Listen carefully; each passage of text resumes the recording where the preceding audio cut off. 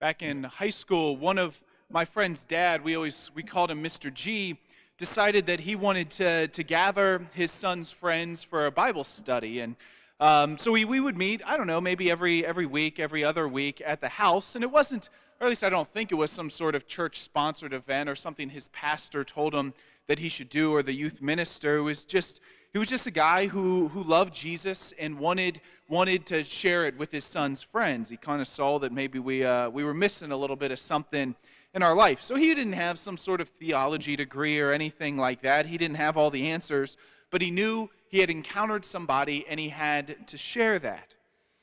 And as I reflect on that time, it was probably maybe 2 years or maybe just a year and a half, my junior and senior year, that we go over to their house and in the basement for an hour or so. And it's amazing what I remember versus what I didn't remember. So one of the things I remember is probably still to this day, in between the cushions of the couch in their basement are particles of popcorn, kernels, maybe half-eaten sort of things, because, man, we made a mess all over their house. Especially there was popcorn every night, or every time we were there. That was always, for whatever reason, something I remember. And maybe that's possibly because in my clumsiness, I spilled the bowl of popcorn on multiple occasions. I also remember the friends who were there, some of our closest friends, those who still keep in touch a little bit here and there throughout 10, 12 years ago, and those friends that were there, and the friendships that even deepened in that place. And even one of our friends who came, who was the adamant atheist in our group. She was always, she was very set that she didn't believe in God, but she wanted to be there with everybody else, so she came to the Bible study. But then some of the things I don't remember. One of the things I don't remember is any of the lessons whatsoever. I don't remember any of the topics, any of the Bible verses we discussed, any of the kind of the narratives, anything like that. Not the slightest clue. Couldn't even tell you, even have the slightest guess. But I do remember also what I got out of those evenings, what I got out of that experience. And one was that I began to read the Bible, that I knew it was important and I had to know the Bible. And the second thing was this man, Mr. G, and what he meant for us. Because here he wasn't, he wasn't eloquent, he wasn't polished, but he was a man who worked, I believe, mostly in a machine shop, who wanted to share with us about who he knew, Jesus Christ. He wanted to open up and witness and accompany us in our own struggles and to share his struggles sometimes with jobs or things he had, mistakes he made when he was younger, or the mistakes he was still making, or some of the joys. But he accompanied us. He listened to what was going on in our lives, and then he shared the person that he knew, the faith that he treasured so deeply. And I think if we think about our own lives, there are those people in our own lives who have been important in our faith journeys. There have been those people who have taken us under their wing and shared with us the Christ that they have come to know and love. And maybe it is a father of a friend, but maybe it's a teacher, a coach, a relative, or a cousin, or somebody who has witnessed to us this faith and invited us through their example and their encouragement and their challenge to follow Christ in an even deeper way. And it's so important to have these people in our lives who are willing to witness to us, who are willing to mentor us, who are willing to accompany us in our faith. And in one of the great documents on evangelization, St. Paul VI says that modern man listens more willingly to witnesses rather than to teachers. But if he does listen to teachers, it's because they are first and foremost witnesses. It's importance of not just having somebody who's willing to communicate and articulate all the teachings of Christ and of his church, but who is willing to invite us to follow them by their example and their encouragement, that they're willing to accompany us and then to witness to that faith, that we get drawn in to their life, not just by their words. And in so many different ways, Christ models this in the gospel today. Christ models this accompaniment, this witnessing, as he joins up along these two disciples as they're making their way to Emmaus. And this is the morning of and the day of the resurrection. And we hear that this village is 7 miles away. And as Cleopas and his companion are going, They begin to argue. They begin to bicker a little bit. And then Jesus pulls up alongside them. And he gives this great model of what it means to accompany people. He says, well, what are you talking about? And they're flabbergasted, right? They're like, are you the only one who's not following this Twitter feed? Are you the only one who's not on Instagram and seeing what's happening? Are you not even reading the newspaper? Do you not know what's happening all over Jerusalem? Do you not know these things? And then Christ's answer, his response is so profound because it just gives them this space to answer. He says, what sort of things? He invites them to share what's going on. He invites them to say, well, what's your take on all of this? His first thing isn't to say, you don't get it.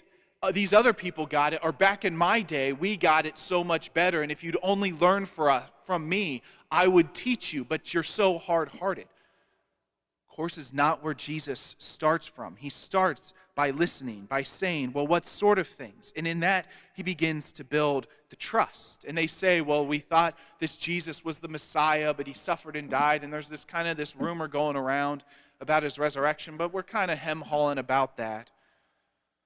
And then Jesus answers. After he listens, then he answers. And he does answer pretty harshly, pretty poignantly. He says, oh, how silly you are. I don't know, silly is not the word. I should have listened better.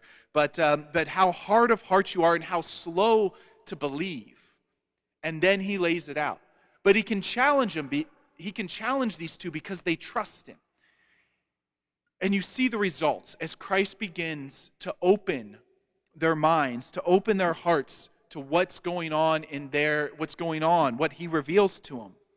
And then they say, stay with us. And then they have these results. 3 results happen in their lives, or at least 3.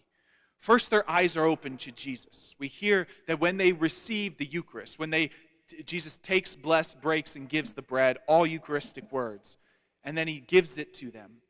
And then their eyes are open. So first, the result is their eyes are open.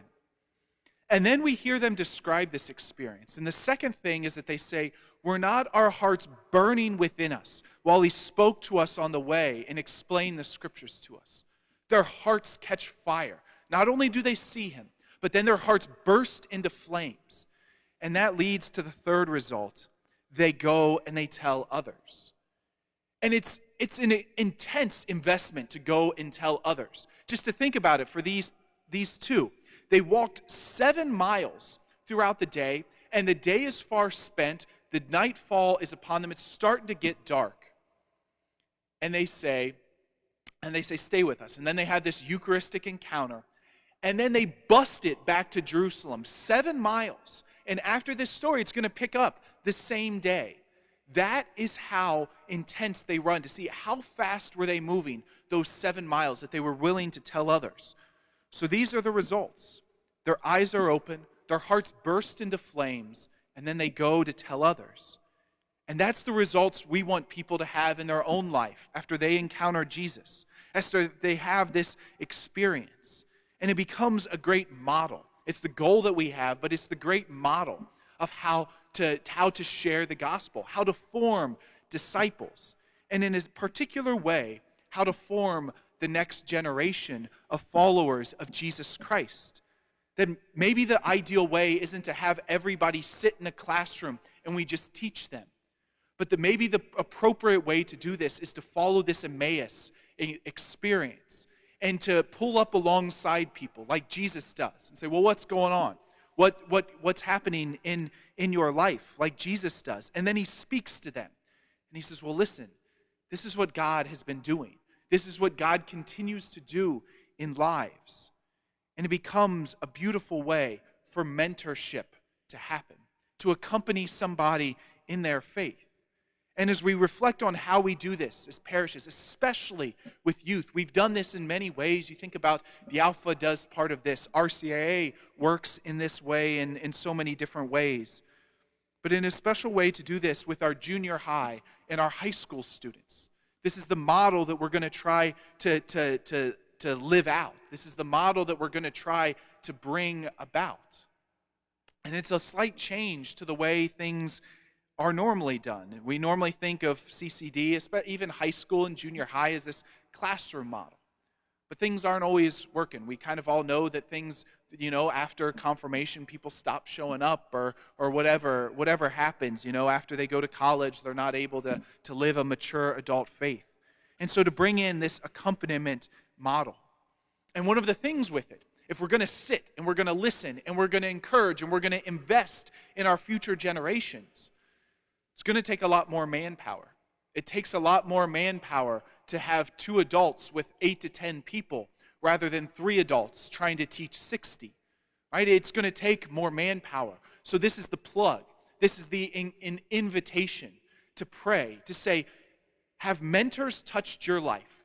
Think about those people that have invested in you, especially when you were young, especially when you were trying to grow in this faith of Jesus Christ, and to say, are you willing to do that for others? Are you willing to invest in the future, to plant the seed of faith in somebody's life, and to listen and to journey with them so that they can come to better know and love and worship Jesus Christ?